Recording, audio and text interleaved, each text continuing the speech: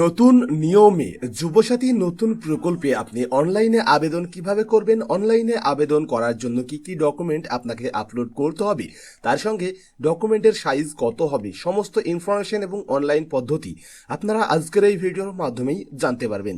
তাই ভিডিওটি স্কিপ না করে অবশ্যই শেষ পর্যন্ত দেখবেন এবং পরবর্তীতে এমনই গুরুত্বপূর্ণ ভিডিও দেখার জন্য চ্যানেলটি সাবস্ক্রাইব করে পাশের বেল আইকনটি অল করে রাখবেন। সঙ্গে আমাদের টেলিগ্রাম ও হোয়াটসঅ্যাপ চ্যানেলেও ফলো করে রাখবেন। এছাড়াও ভিডিওটি যদি আপনি ফেসবুক থেকে দেখেন তাহলে অবশ্যই ফেসবুক পেজটিও ফলো করে রাখবেন।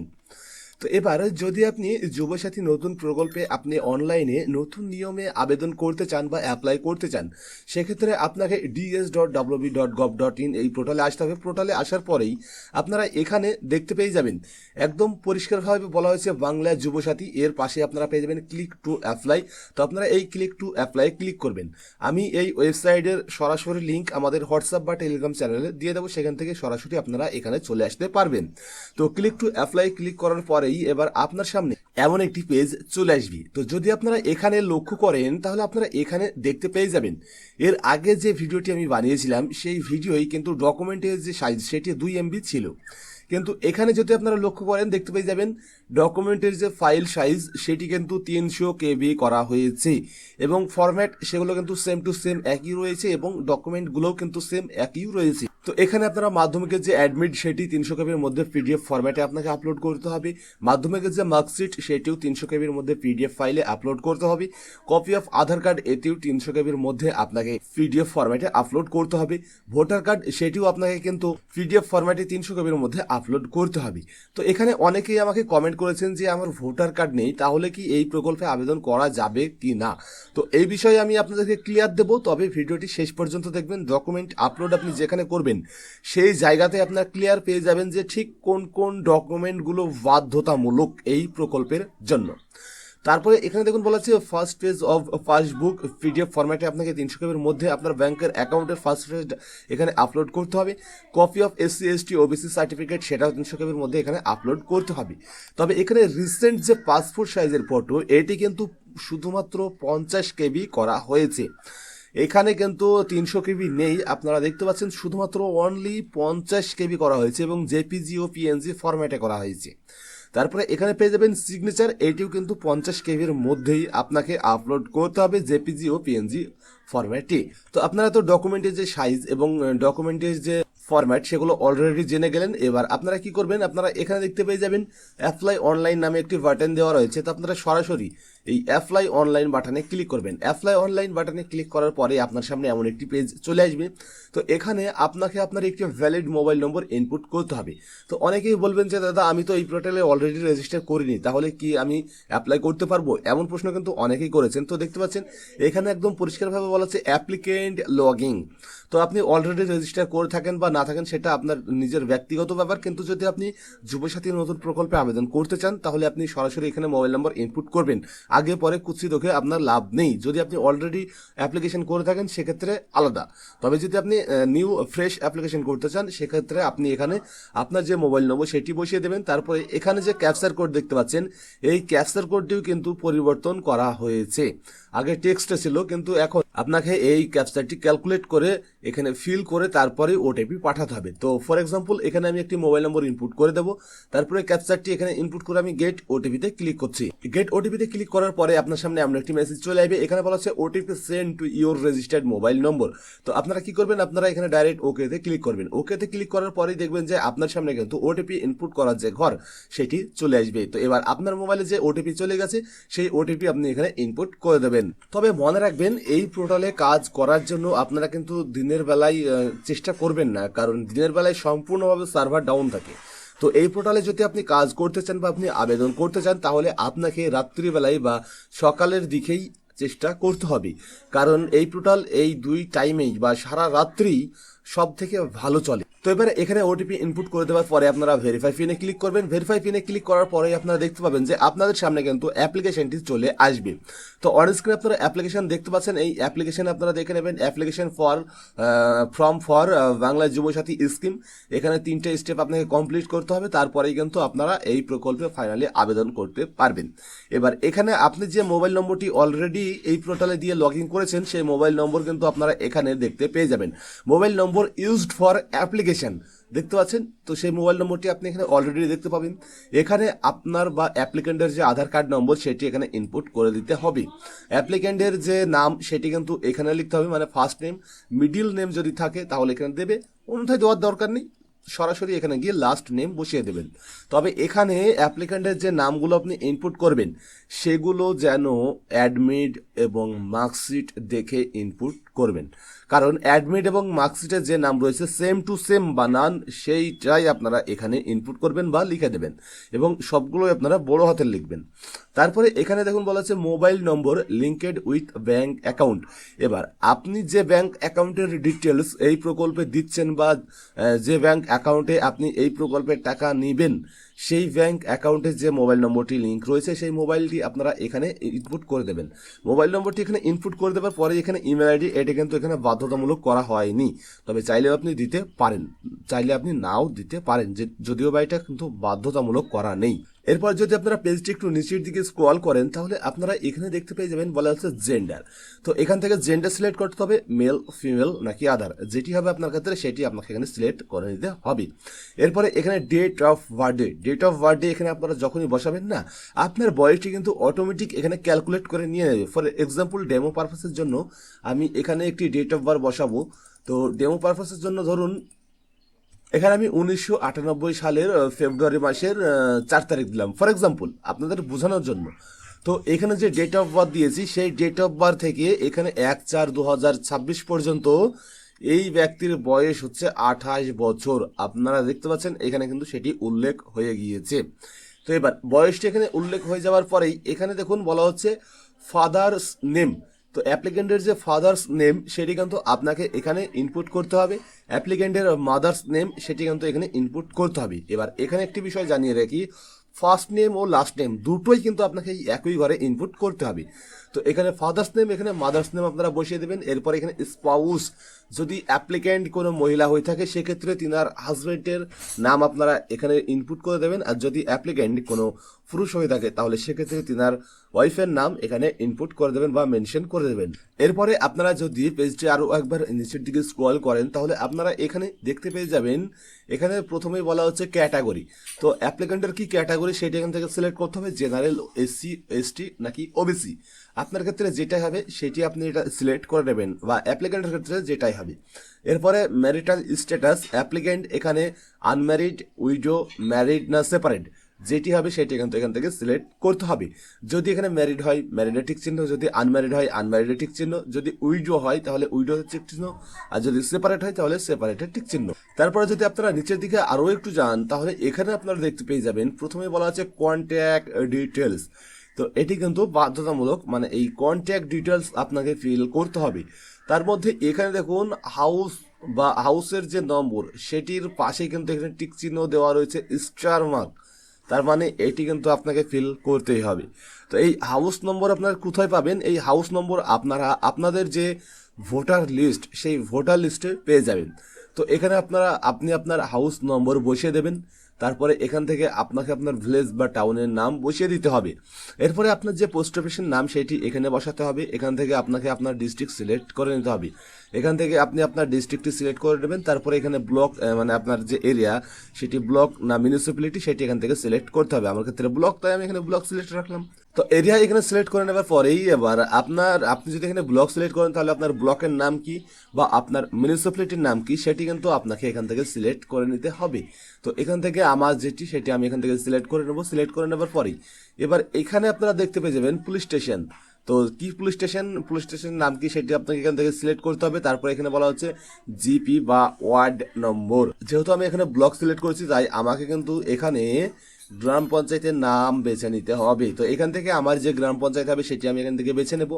তারপরে এখানে যে পিনকোড হবে সেই পিনকোডটি আমি বসিয়ে দেবো। পিনকোডটি এখানে বসিয়ে দেওয়ার পরে এখানে দেখতে পাচ্ছেন স্টেট, এটি কিন্তু আপনাকে ফিল করতে হবে না, এটি সবার ক্ষেত্রেই বা সমস্ত ফর্মের ক্ষেত্রেই অটোমেটিক ওয়েস্ট বেঙ্গল ফিট হয়েই থেকে যাবে। তারপরে যদি আপনারা পেজটি আরও একবার নিচের দিকে স্ক্রল করেন এখানে আপনারা পেয়ে যাবেন যে আপনাদের যে এক্সাম, মানে আপনারা যে মাধ্যমিক দিয়েছেন বা উচ্চ মাধ্যমিক দিয়েছেন সেই শিক্ষাগত যে ইনফরমেশন সেটি কিন্তু দিতে হবে। তো এখান থেকে বোর্ড সিলেক্ট করতে হবে। WBBSC যদি আপনার ক্ষেত্রে হয় আপনারা এটা সিলেক্ট করবেন, CBSC যদি আপনার ক্ষেত্রে হয় তাহলে আপনাকে এটা সিলেক্ট করতে হবে, ICSC যদি আপনার ক্ষেত্রে হয় তাহলে আপনাকে এটা সিলেক্ট করতে হবে, আর যদি WBBME হয় তাহলে আপনার ক্ষেত্রে এটা সিলেক্ট করতে হবে। তবে এখানে 1টি 2টি 3টি 4টি বোর্ডের নাম দেওয়া রয়েছে। এবার সবাই যে এই 4টি বোর্ডেই এক্সাম দেবে এমনটা তো নয়। তাহলে এই 4টি বোর্ড ছাড়া যদি আপনি অন্য কোনো বোর্ডে এক্সাম দিয়ে থাকেন বা আপনার যদি অন্য কোনো বোর্ড হয় সেক্ষেত্রে এখানে একটি অপশান দেখতে পেয়ে যাবেন আদার। তো এই বিষয়েও কিন্তু অনেকেই কমেন্ট করেছেন যে এখানে আদার আমি সিলেক্ট করব, তারপর আমি কি করব, এরকম প্রশ্ন কিন্তু অনেকেই করেছেন। তো দেখুন এখানে যে 4টি বোর্ডের নাম দেওয়া রয়েছে 4টি বোর্ডের মধ্যে আপনার কোনোটাই নেই, তার মানে আপনার বোর্ড সম্পূর্ণভাবে আলাদা। তো এখানে আপনি আদারে সিলেক্ট করবেন, আদারে সিলেক্ট করার পরেই এখানে আপনি দেখতে পেয়ে যাবেন বোর্ড, তার মানে আপনি যে বোর্ডে এক্সাম দিয়েছেন সেই বোর্ডের নাম কিন্তু আপনাকে ম্যানুয়াল এখানে লিখতে হবে।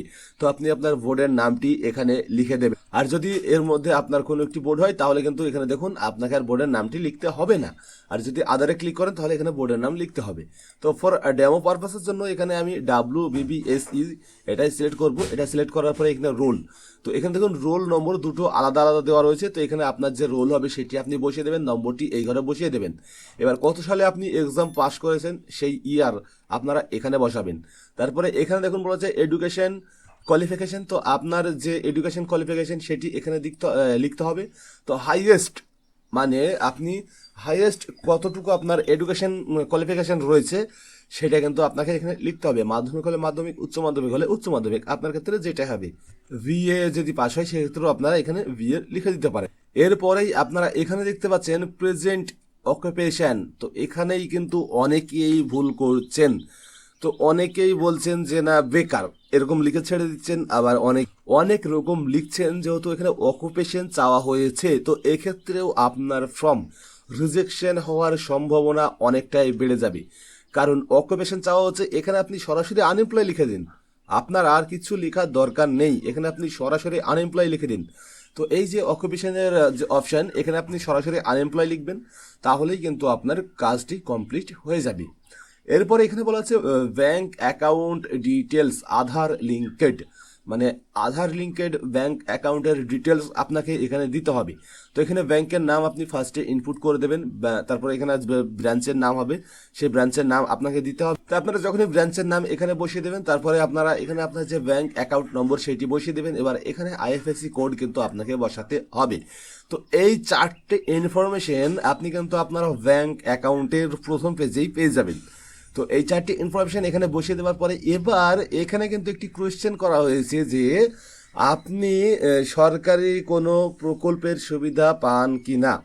যদি আপনি এখানে ইয়েস অপশানে ক্লিক করেন তাহলে ধরুন আপনি বিপদে পড়ে গেছেন, তার মানে আপনি আর এই প্রকল্পের টাকা পাবেন না। তো এর জন্য আপনাকে কিন্তু এখানে নো অপশানেই ক্লিক বা সিলেক্ট রাখতে হবে, তবেই কিন্তু আপনি এই প্রকল্পের টাকাটি পাবেন। এছাড়াও এখানে কিন্তু একটি ছাড় দেওয়া রয়েছে, যদি আপনি স্কলারশিপ পান, এডুকেশন বেনিফিট, মনে রাখবেন যদি আপনি কোনো এডুকেশন বেনিফিট বা স্কলারশিপ পান সেক্ষেত্রে আপনি কিন্তু এই প্রকল্পের সুবিধা নিতে পারবেন। তবে এই এডুকেশন বেনিফিট ছাড়া এবং স্কলারশিপ ছাড়া লক্ষ্মীর ভান্ডার থেকে শুরু করে, কৃষক বন্ধু থেকে শুরু করে, মেধাশ্রী থেকে শুরু করে, শ্রমশ্রী থেকে শুরু করে, রূপশ্রী থেকে শুরু করে যে সমস্ত প্রকল্পগুলো রয়েছে এই প্রকল্পগুলোর ভাতা যদি আপনি অলরেডি পান সেক্ষেত্রে আপনাকে কিন্তু এখানে ইয়েস অপশানে ক্লিক করতে হবে, আর সেই প্রকল্পের নামগুলোও কিন্তু আপনাকে উল্লেখ করতে হবে। আর যদি আপনি এই কাজটি করে দিন তাহলে কিন্তু আপনি আর প্রকল্পের সুবিধা পাবেন না, কোনো প্রকারেই পাবেন না। তবে যদি কোনো এডুকেশন বেনিফিট বা স্কলারশিপ পান সেক্ষেত্রে আপনারা এখানে ইয়েস অপশানে ক্লিক করে সেটা উল্লেখ করতে পারেন, সেক্ষেত্রে আপনি পাবেন, কোনো অসুবিধা নেই।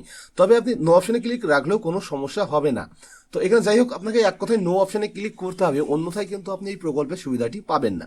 তো নো অপশানে ক্লিক করার পরে আপনাকে এখানে দেখতে পেয়ে যাবেন যে সেভ বেসিক ডিটেলস, তো আপনি এই সেভ বেসিক ডিটেলসে ক্লিক করবেন। তো সেভ বেসিক ডিটেলসে ক্লিক করার পরেই কিন্তু আপনার সামনে ডকুমেন্ট আপলোডের যে পেজ সেটি কিন্তু চলে আসবে।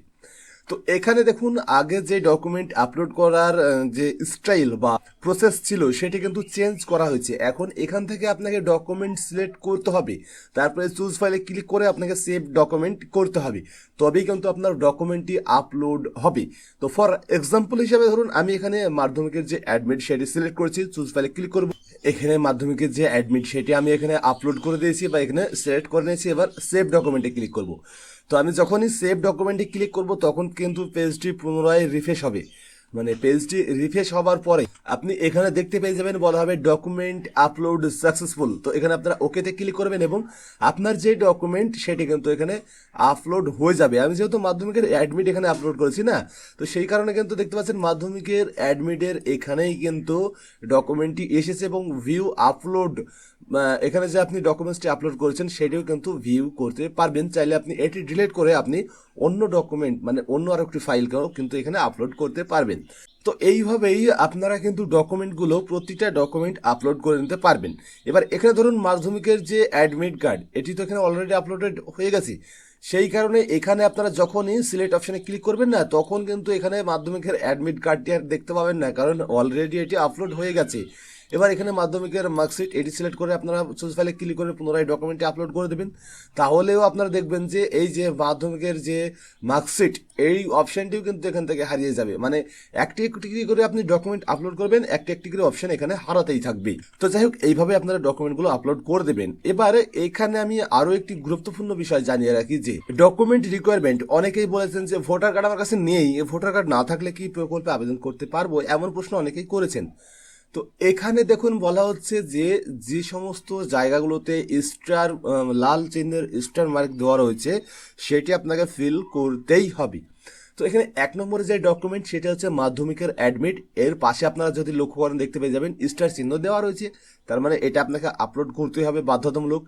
এখানে 2 নম্বরে যেটি রয়েছে এটা হচ্ছে মার্কশিট, এটাও আপনাকে আপলোড করতে হবে বাধ্যতামূলক। 3 নম্বরে এখানে রয়েছে আধার কার্ড, আধার কার্ডের পাশেও স্টার চিহ্ন দেওয়া রয়েছে, তাহলে এটিও বাধ্যতামূলক।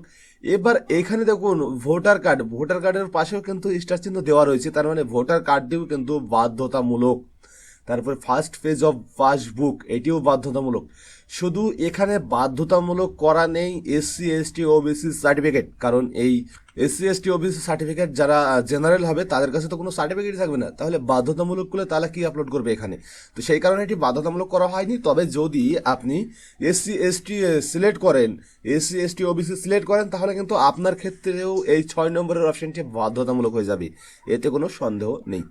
তো এই একটি ছাড়া সমস্ত ডকুমেন্ট আপনাকে এখানে আপলোড করতে হবে, পুরো 8টি ডকুমেন্ট আপনাকে এখানে আপলোড করতে হবে। আর এই 8টি ডকুমেন্ট সবার জন্যই বাধ্যতামূলক। তবে এই 8টির মধ্যে একটি এসসি এসটি ওবিসি সার্টিফিকেট, এটি কিন্তু সবার জন্য বাধ্যতামূলক নয়, যার রয়েছে তার জন্যই বাধ্যতামূলক, তাছাড়া কারোর জন্য বাধ্যতামূলক নয়। তো সমস্ত ডকুমেন্ট এখানে আপলোড করে দেওয়ার পরে রেডি টু সাবমিটে আপনি ক্লিক করবেন, তারপরে আপনি গিয়ে টার্ম অ্যান্ড কন্ডিশন অ্যাকসেপ্ট করে সাবমিট করে দেবেন। সাবমিট করে দিলে আপনার যে কাজ সেটি কমপ্লিট হয়ে যাবে। এবার আমি এখানে যে ইনফরমেশনগুলো দিয়েছি সব ডেমো পারপাসের জন্য, যে কারণে কিন্তু আমি আর পরবর্তী স্টেপে যাচ্ছি না। তো আপনি সমস্ত সঠিক ইনফরমেশন দেওয়ার পরে রেডি টু সাবমিটে ক্লিক করে আপনি 3 নম্বরে যে অপশন ফাইনাল সাবমিট সেখানে গিয়ে জাস্ট শুধু এক জায়গাতে একটা টিক চিহ্ন দিতে হবে, তারপরে সাবমিট বাটনে ক্লিক করলে আপনার ফর্ম সাবমিট হয়ে যাবে। তারপরে অ্যাপ্লিকেশন ফর্মে ক্লিক করে আপনি ফর্মটি ডাউনলোড করে নেবেন, সেখানে একটি আপনাকে অ্যাকনোলেজমেন্ট নম্বর দেওয়া হবে বা অ্যাপ্লিকেশন আইডি দেওয়া হবে, সেটি আপনি কপি করে নেবেন। পরবর্তীতে আপনি পুনরায় একইভাবে এই পোর্টালে লগ ইন হয়ে কিন্তু স্ট্যাটাস চেক করতে পারবেন। তো এই ছিল আজকের ভিডিও। তো আজকের ভিডিওর মাধ্যমে আপনাদেরকে দেখানো হলো যে যুবসাথী নতুন প্রকল্পে আপনারা অনলাইনে আবেদন কিভাবে করবেন, কি কি ডকুমেন্ট প্রয়োজন হবে এবং কোন ডকুমেন্টগুলো বাধ্যতামূলক। তো এই ছিল আজকের ভিডিও। তো ভিডিওটি কেমন লাগলো অবশ্যই কমেন্ট করে জানাবেন। যদি ভিডিওটি ভালো লাগে তো ভিডিওটি লাইক করবেন, কমেন্ট করবেন, আপনার বন্ধুদের সাথে শেয়ার করবেন এবং পরবর্তীতে এমনই গুরুত্বপূর্ণ ভিডিও দেখার জন্য চ্যানেলটি সাবস্ক্রাইব করে পাশের বেল আইকনটি অল করে রাখবেন। এছাড়াও যদি আপনি ভিডিওটি ফেসবুক থেকে দেখেন তাহলে অবশ্যই পেজটি ফলো করে রাখবেন, তার সঙ্গে আপনি আমাদের যে হোয়াটসঅ্যাপ বা টেলিগ্রাম চ্যানেল রয়েছে সেখানেও ফলো করে রাখবেন।